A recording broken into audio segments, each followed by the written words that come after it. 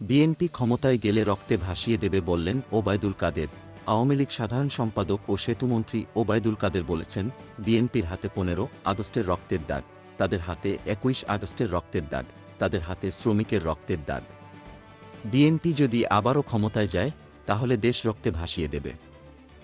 বুধবার 1 মে বিকেলে রাজধানী জাতীয় শ্রমিক লীগের আলোচনা সভায় এসব কথা বলেন তিনি। অনুষ্ঠানে আরও উপস্থিত ছিলেন আওয়ামী লীগের যুগ্ম সাধারণ সম্পাদক মাহবুবুল আলম হানিফ, সাংগঠনিক সম্পাদক মির্জা আজম, শ্রমিক লীগের সভাপতি নূর কুতুব আলম মান্নান, আফজাল হোসেন সহ অনেকে। শেখ হাসিনা শ্রমিক বান্ধব প্রধানমন্ত্রী আখ্যা দিয়ে ওবায়দুল কাদের বলেন, শেখ হাসিনা আজ মজুরি বাড়িয়ে 12,500 টাকা করেছে।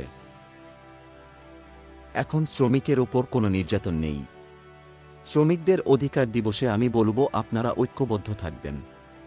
নেত্রী যা করেছেন ভবিষ্যতে আরও করবেন।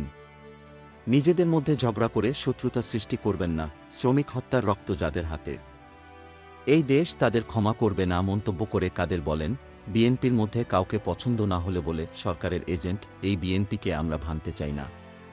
তারা নিজেরা নিজেদের ভাঙনের জন্য দায়ী হবে। ঘরে এত শত্রু, নিজেদের ভাঙনের জন্য বাইরের শত্রুর প্রয়োজন হবে না। বিএনপি কর্মীরা ক্লান্ত, নেতারা হতাশ, কেউ কেউ বিদেশে পাড়ি জমিয়েছেন। বিএনপির মুখে আন্দোলনের কথাটা শুনলে ঘোড়ারও হাসি পায়। গোলাম মোস্তফা, ডেস্ক রিপোর্ট, বিই নিউজ, ঢাকা।